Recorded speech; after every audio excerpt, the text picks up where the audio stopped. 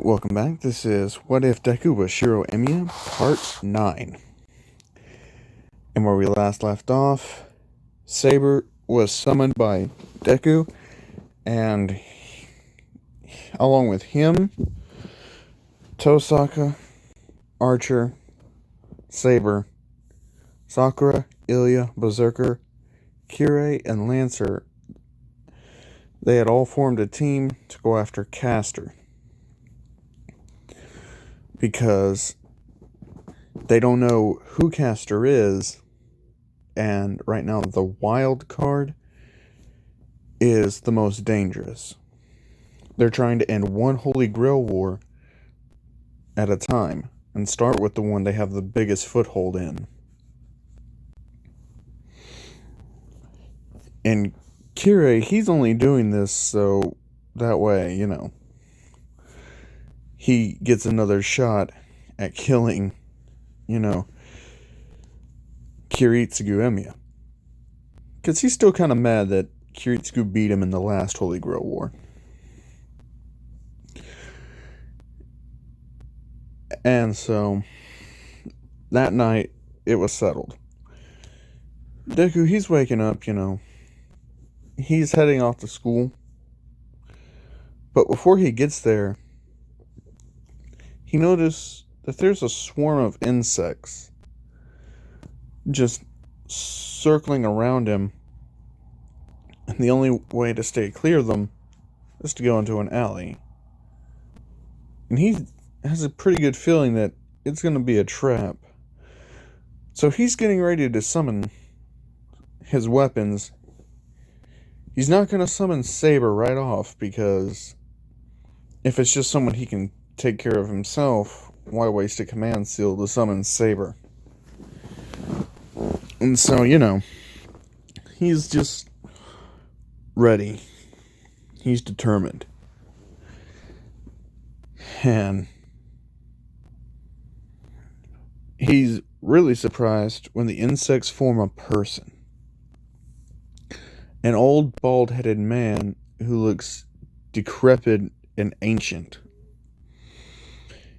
And the old man tells him that he's part of the Mado family. And that he is Sakura's grandfather. And that he would really like for her to come back to his estate. And he's offering Deku kind of a chance to, hand her over before he starts a fight. And Deku, he straight up tells him he wouldn't start a fight in broad daylight. And he's like, why are you really here? And he tells him, well, I thought you'd like the opportunity to talk to your father. After all, he did die in such an abrupt way.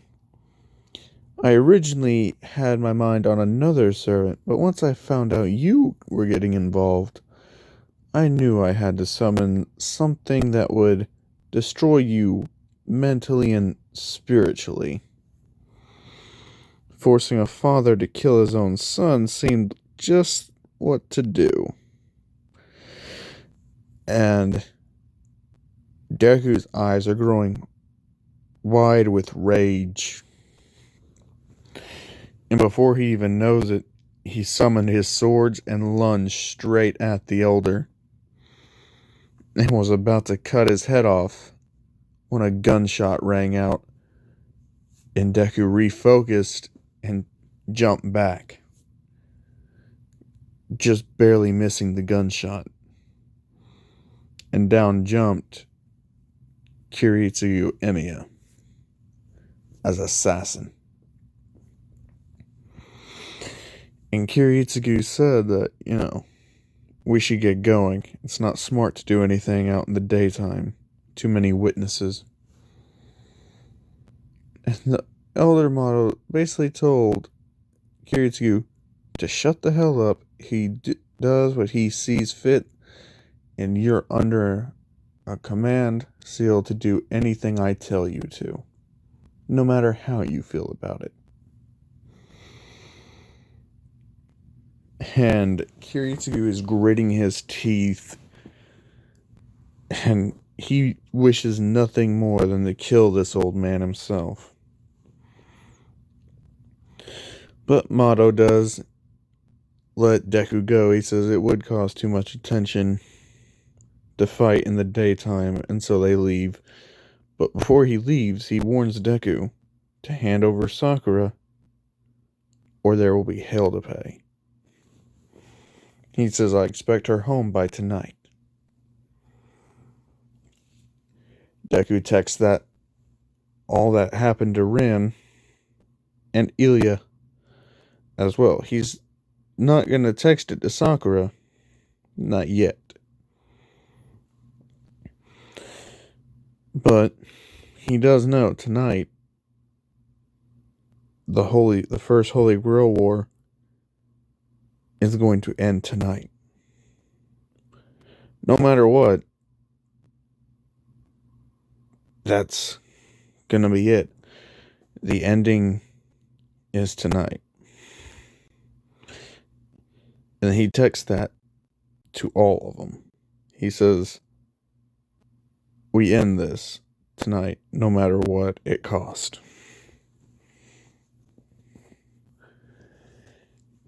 And he heads on to school. And this is his first time going back to school after the sports festival.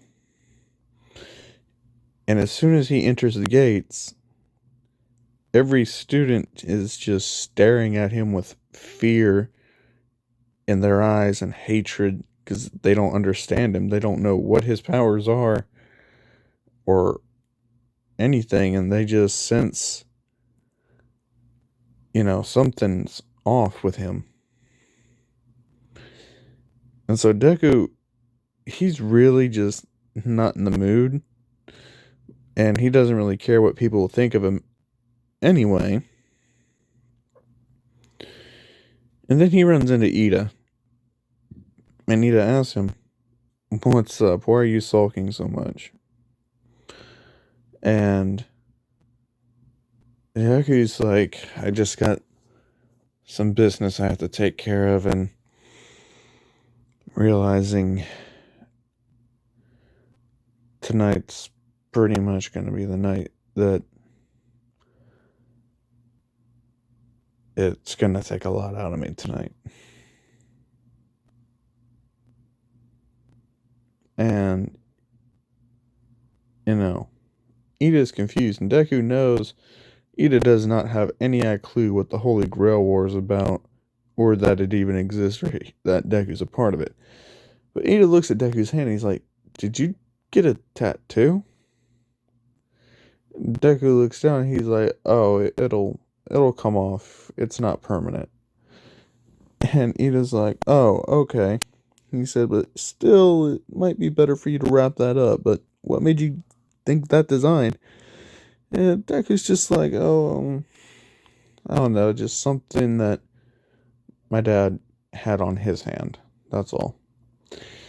And Ida, he can understand that feeling, even though he's never lost any of his family.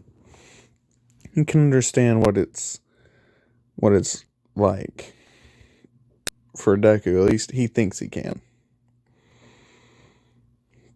And, he's like, well, I hear we've going to be going over our offers today, if we got any. And, before Deku can enter the class, Aizawa tells Deku that he needs to report to the principal's office about his antics in the sports festival. And Deku's like, okay. So Deku heads straight to Nezu's office. And when Deku enters, he sees Nezu's in there, Endeavor is in there, All Might is in there,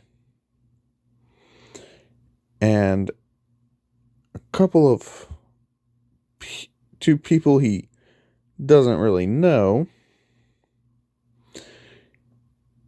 and then he sees Luvia in there. And he knows what this is about. Once he sees Luvia, he's just like, oh, okay. And for those of you wondering, Luvia is someone who went to the clock tower with Deku but stayed there, and she is British. So she has long blonde hair, white skin, a very fit body, and she's around the same age as Deku is in this. So she's just like, ugh. But her specialty is hand-to-hand combat. But she uses magic very similar to Tosaka, which is like that gem magic or long-ranged magic, really. But she also knows how to enhance her body using her magic circuits to strengthen it. And keep in mind, not strengthening magic like Deku uses either. So she's in there and she says hi to Deku. And Deku says hi back. And Nezu says to Deku, we're being pressured to expel you. And Deku asks, why? And Endeavor looks at him and says, because you stabbed my son with a weapon. He said, you showed off that you were more of a villain than a hero. And I should have you put behind bars. And Luvia tells Endeavor straight up, your son can literally just shoot at fire out with no regard for anyone's life. And the amount of firepower he was blowing off could have killed someone. So, Deku, using a non-lethal shot with his weapon, is not as bad as blowing fire directly towards someone's face.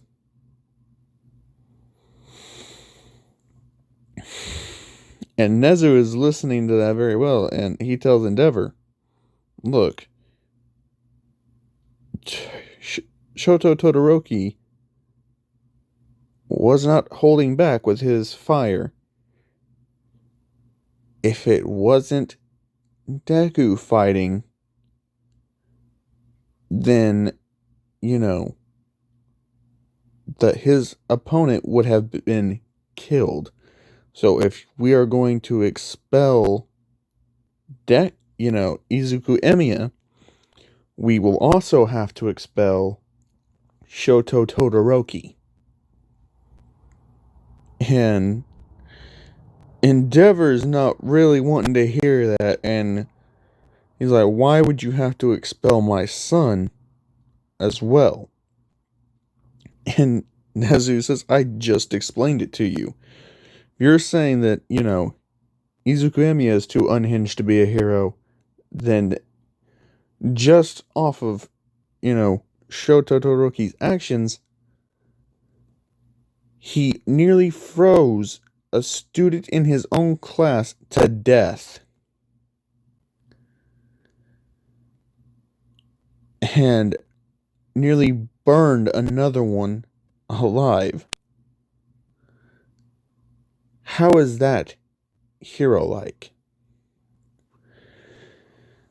And Endeavor, he's stumped. Like, he doesn't have a rebuttal to that. And Luvia says, besides,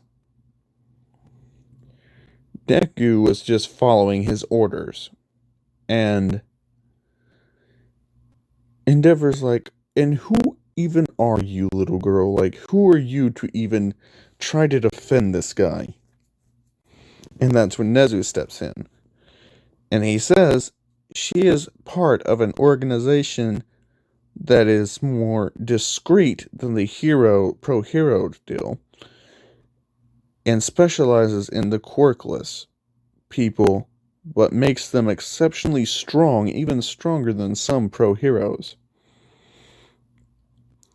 And Izuku Emiya was part of this program. Ever since he was in elementary school, upwards.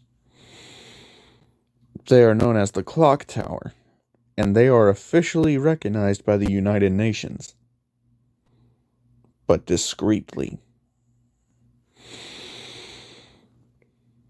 And Endeavor's not really wanting to understand or accept that fact. And she's like, you might want to listen, considering that when the mages of this is left unchecked, you get something like that great disaster you had 11 years ago. And Endeavor shudders the fact, and he's just like, what? And this is when Deku starts speaking up. He's like, yeah, you know, the one that killed over 150,000 people. The one that wiped out 150 buildings and burned them all to just ash and cinder. One where that mysterious liquid was running down all throughout that area. That turned part of Japan into a living hell. That incident. Remember that? And Endeavor's like, who do you think you are? And Deku says, I'm the only one who survived. And Nezu is shocked to hear that, and so is All Might and Endeavor. And Nezu tells Deku to kind of calm down and sit down and explain what you mean by the only one to survive. And Deku tells him, remember on the news when they said it only had one survivor out of the entire catastrophic incident. And Nezu's like, yes, I remember it well. Deku tells him that his mother shoved him out of the way before being crushed by a building right in front of his eyes. And that he walked miles through the scorched area, through the debris and rubble, before collapsing and having rubble fall on top of him. And that he would have died if it wasn't for a man named Kiritsugu Emiya. The man who had tears running down his face as he pulled the rubble off of him, saying that you're alive, you're alive. The tears running down his face. How tightly he hugged me and told me that he was so happy that he found me alive. If it hadn't been for him getting me to medical attention, I would have died. That is the man who would later adopt me as his son and would die just a few years later. And that's when the clock tower took me in and told me the truth about the incident that happened. and they trained me from elementary school up.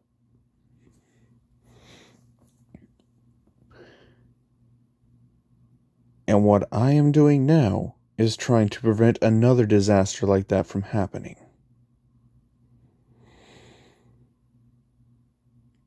And Endeavor is like, he's shutting the fuck up now because nobody should have been able to survive that incident, but Deku did. And Deku's lost more in his life than what anyone else in that room has gone through in 10 lifetimes. And Nezu tells him, well, I think the matter has been settled. Izuku Emiya will stay enrolled into this school, as will Shoto Todoroki, but will have to undergo extra lessons in being compassionate and holding back and self-restraint. Deku agrees to this, but he says, not tonight. Tonight, I have important business,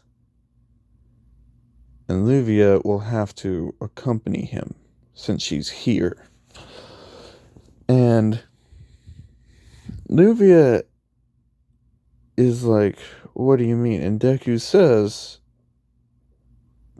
I'm ending one of the 2 Holy Grail Wars tonight. And Luvia's eyes grow wide and she understands the full gravity of the situation. All Might overhears this and he's like, what is a Holy Grail War? And Luvia says that she'll explain everything, but for right now, she tells Deku to go back to class. And that she'll meet him tonight. Just text her the address. And Deku does. Immediately as he walks out. And they go to the offers. And Deku goes to class. And they're going over their offers. And Aizawa asks Deku what was their decision. And Deku tells him, I'm still enrolled here. And so Aizawa tells him to have a seat. And he tells Deku he didn't have a single offer come in for him. So he'll have to pick something off a list if anyone will take him. And, he sees Todoroki in there with his arm in a brace, because that's the best that he could do since, he did have, cracked ribs and a collapsed lung, so Recovery Girl prioritized that over his arm.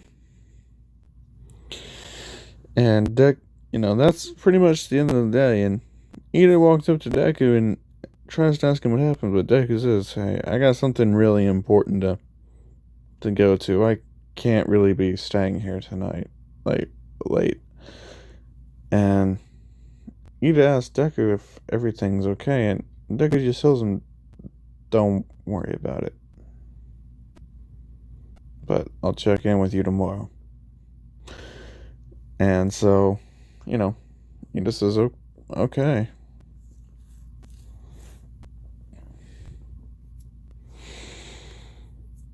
And Deku gets home, and he sees Tosaka's there, and he sees Kirei is there as well.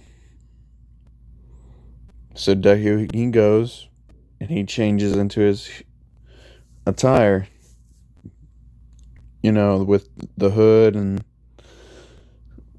the gown on it. And, Archer asks Deku, oh, what's with you going with the red? And Deku just tells him, I'm just fond of the color. And that's when he hears a knock on his door. He goes and answers it. And it's, Luvia. And she says, are these your allies right here? And Deku tells her, yeah, and, you know, everyone's asking, who's this? And Deku tells them she's from the clock tower. And that she was, a childhood friend of his whenever he was there. Pretty much his only friend. And Tosaka gets kind of jealous hearing that. And she has to be introduced to everyone. And, Tosaka barges right up there, grabs Deku by the arm, and says, my name is Rin Tosaka.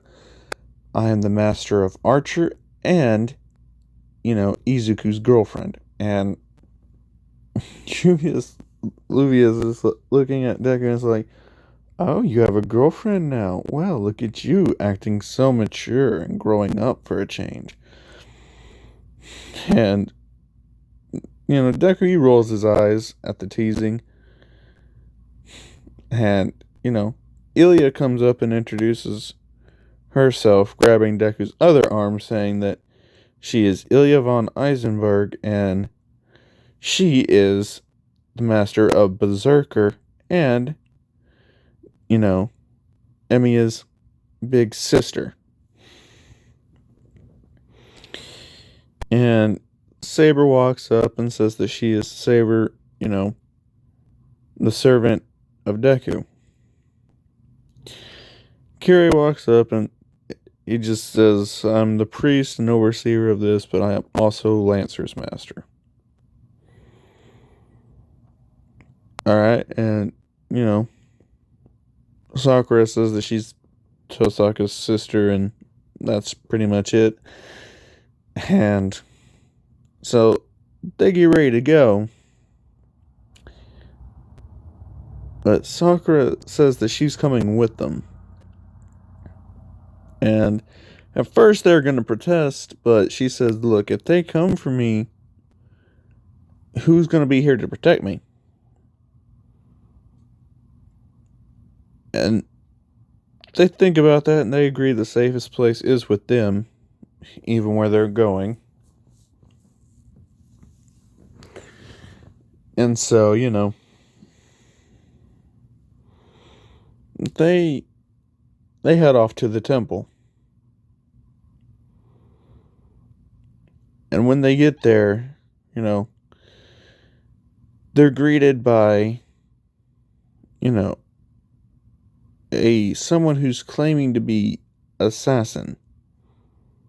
But they, Saber's like, is this the assassin's servant? And Deku says, no. He must just have been a servant that was summoned because he's not even that much of a threat. And Saber says that she'll take him on and the others can head on inside. Deku allows this and they move forward.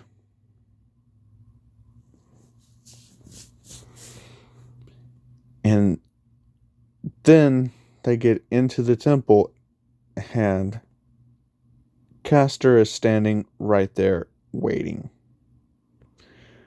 And she says, well, such a large group here. And, Rin wastes no time. She tells Archer to charge her and take her out immediately, hold nothing back. And Archer does, and as she gets ready to intercept him, she pulls out this short, weird-shaped sword. She tries to stab Archer with it, but Archer can sense that there's something up with it. And so he backs away. And she explains to him that he made the right choice. That getting stabbed with her sword would sever her contract, would sever his contract with his master. And Deku is really wanting that sword now. And He's trying to trace it, but she hides it from him. Says, I can't allow you to copy my sword because that would be quite dangerous for me. And so Deku's getting ready to just charge her with Archer. But then a gunshot goes off. And the gunshot hits Tosaka right in the leg. And she drops. And Deku is pissed. And he looks over there. And it's Assassin, aka Kiritsugu Emiya. And Deku, without even thinking, he charges straight at his father. And Tosaka's telling him, wait, and, she's trying to tell Archer to go over there after him and help him, but, magic just starts coming straight at them, and Archer has to defend them. And Kirei tells Lancer to help Archer in taking out Caster. And Ilya tells Berserker to back up Shirou or take out Assassin. But before Berserker can even move over there, there comes swords flying right at him, out of nowhere. And they impale Berserker.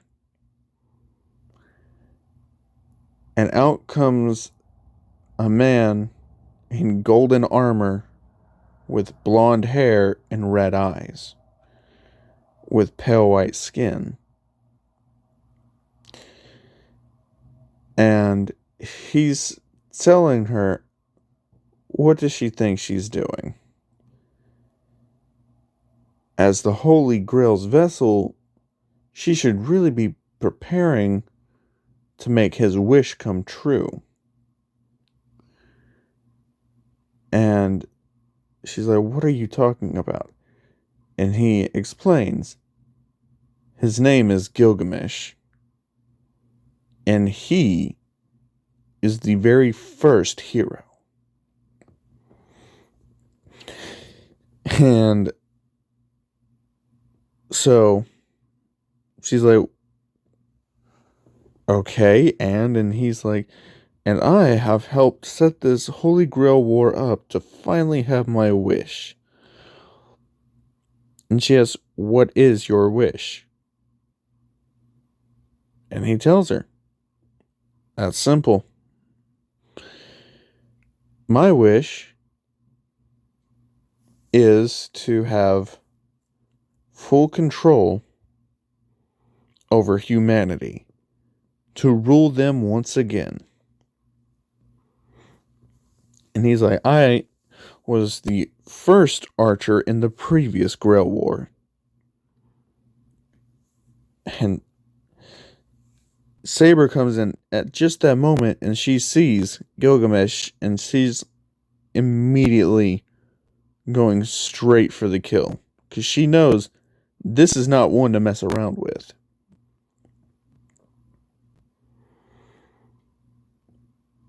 And Archer and Lancer are trying their hardest. But at this point, you have 3 battles taking place against 3 different enemies. You have Deku versus Kiritsugu, Saber and Berserker versus, Gilgamesh. And then you have Archer and Lancer versus Caster. The shit's about to get real. But, Caster, she's doing her best, but come on now. There's no way she's taking out Lancer and Archer. Honestly, she doesn't last too long, but she is able to hit Lancer with Rule Breaker, breaking his contract to Kirei. And with that, he's officially a free servant. And so, Luvia, she seizes the moment and she asks Castor to, form a contract with her. And Lancer, seeing Luvia as a much more attractive master and not so much as a creep, he accepts. So Luvia is now, Lancer's master. However, things are not going so well for Saber or Gilgamesh. So the other two servants, Archer and Lancer, have to go in and just charge Gilgamesh. And so that's happening. And Gilgamesh is not even breaking a sweat here. Even with all these high-class servants against him, he has everything in his arsenal. Like, everything he shoots out is a noble phantasm.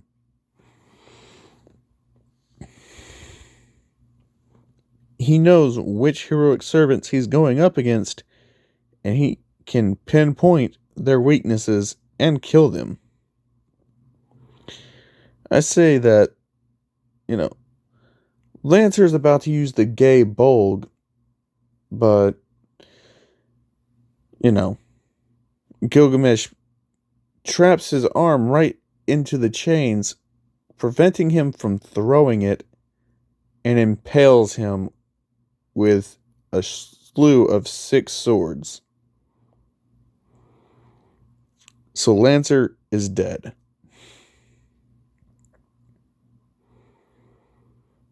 Berserker has been killed like 6 times by now and is on his last life.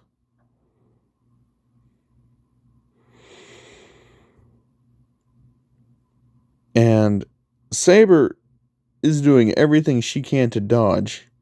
The only one that is doing any type of, well against this guy is Archer, because Archer can copy his noble phantasms and shoot them right back at him, which is starting to piss off Gilgamesh. But back over at the, Deku versus, Kiritsugu fight, Kiritsugu is, trying his damnedest to get Deku to listen to him and to just run away. Deku says he can't do that, not after he shot the one person that he cares about most right now. And he's like, I can't let you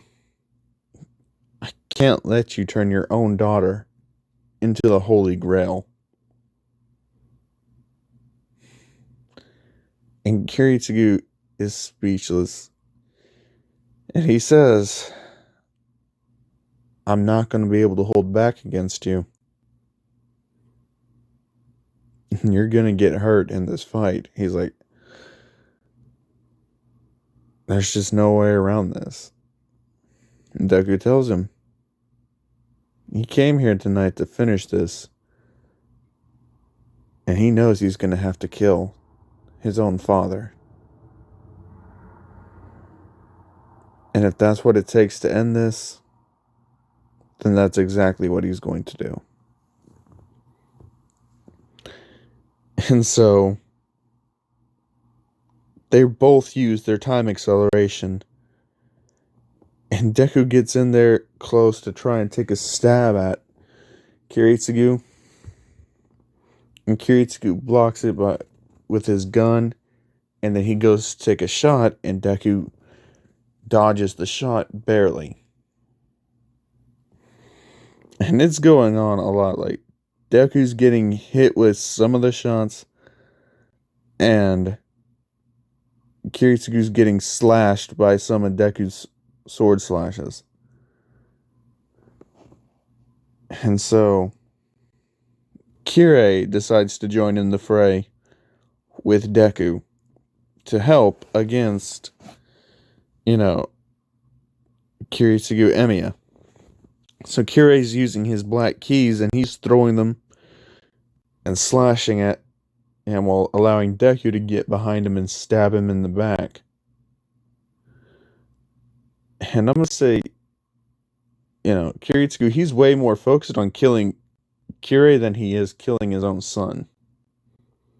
And I'm going to say he does get a fatal wound on Kirei by shooting him straight in the solar plexus and then once again in the chest.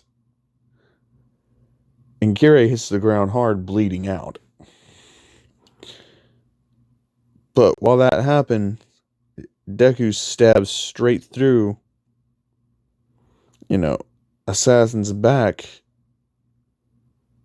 landing a fatal blow onto him. And he's just looking at his father, and his father tells him he's proud of him and to thank him for saving his daughter and for being a hero of justice that he knew he could be. And then he fades away.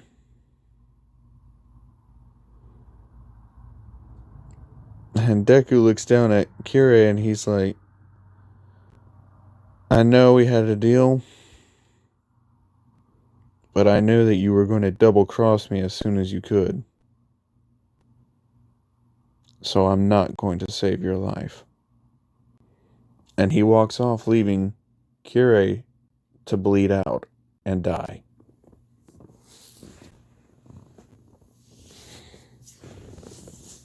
And over with Gilgamesh,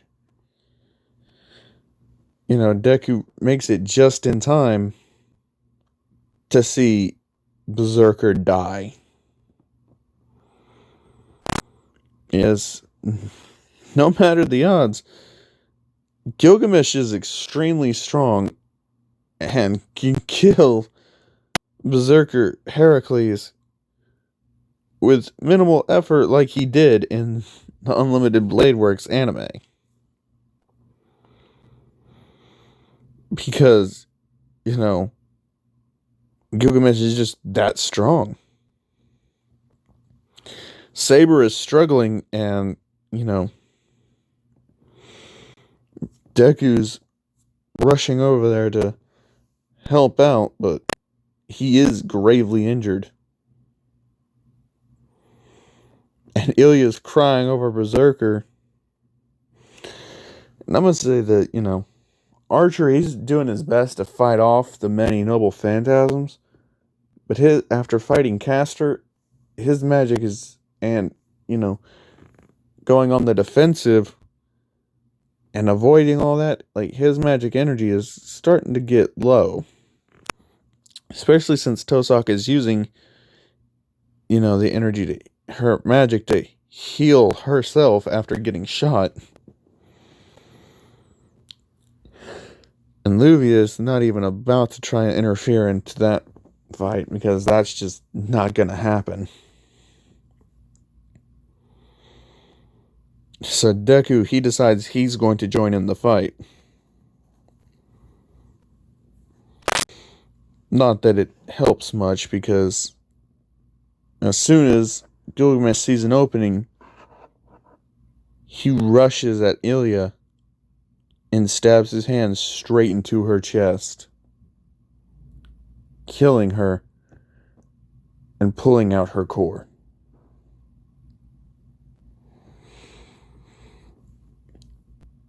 And Deku, he sees that. And he snaps.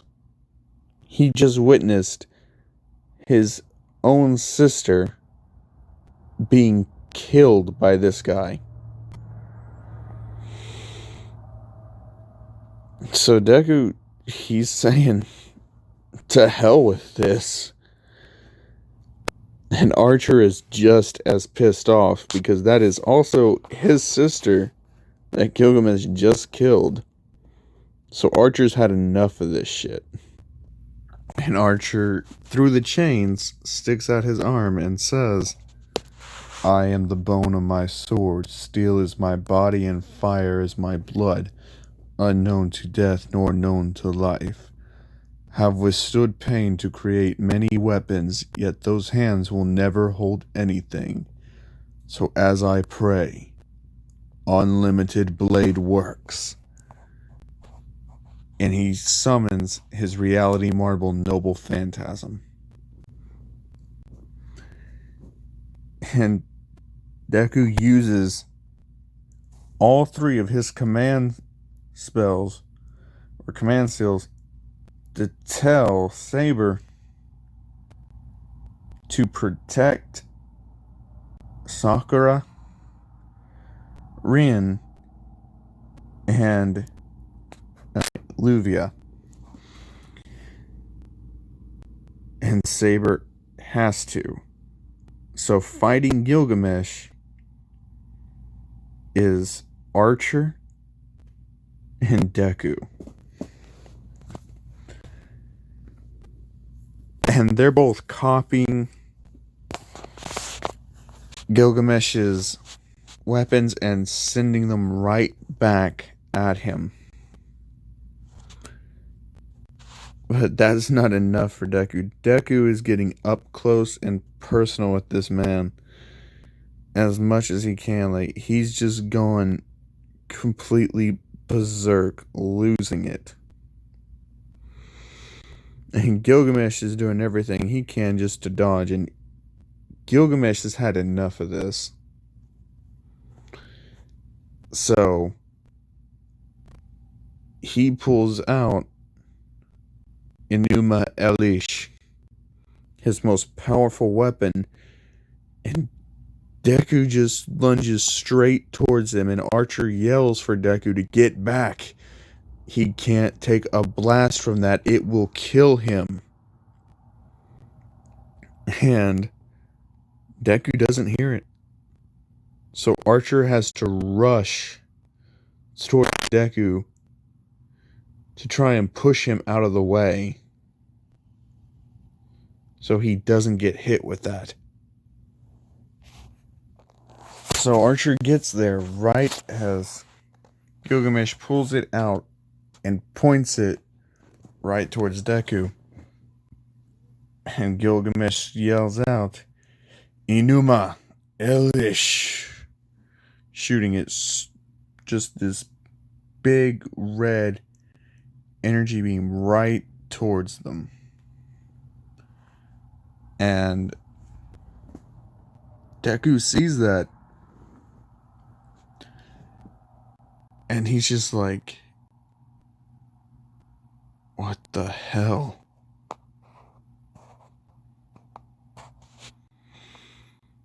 And so Archer goes up.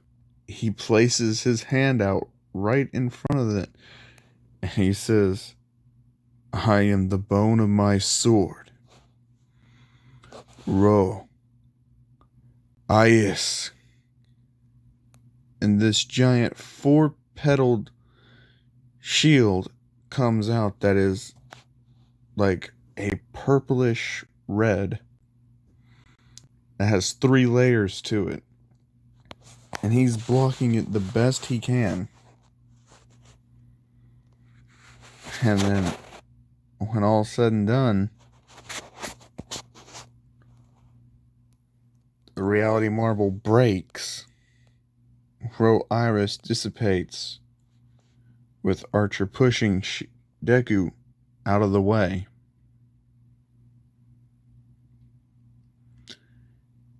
And there's this huge cloud of smoke. And when, it settles. Gilgamesh is gone.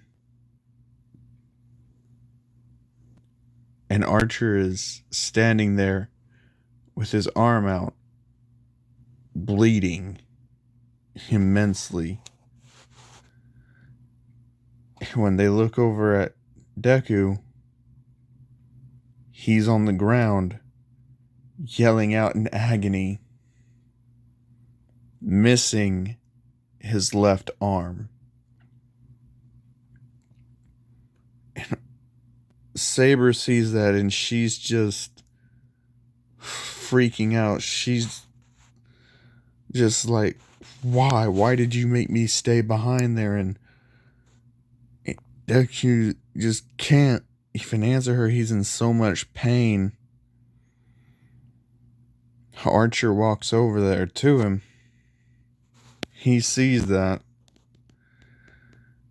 And he sees all of the wounds Deku has, like the gunshot holes, his missing arm. So without even hesitating, Archer pulls out Concho and cuts off his own left arm and has it attached to Deku. And that kills Archer off. But not before he seals his arm's magic circuits using his own cloth. So that way they wouldn't overpower Deku's magical circuits and fry him. And he tells Tosaka to keep an eye on him and to not let him use that arm until his body's adjusted and healed up. And Tosaka's like, okay, I won't. Thank you for everything, Archer. And Archer fades away.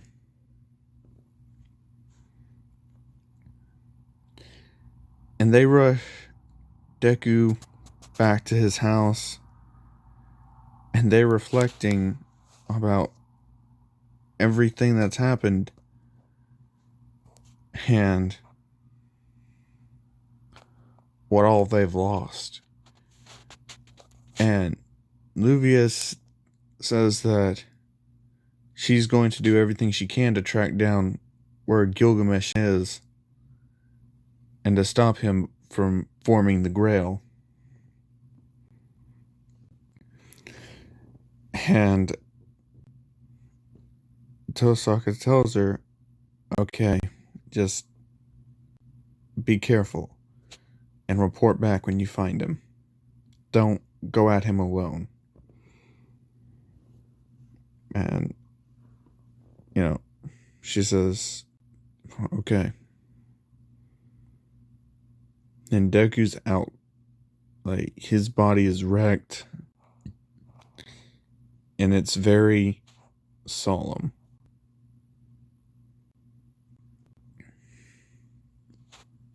And Tosaka's just sitting there by his bed, waiting for him to wake up.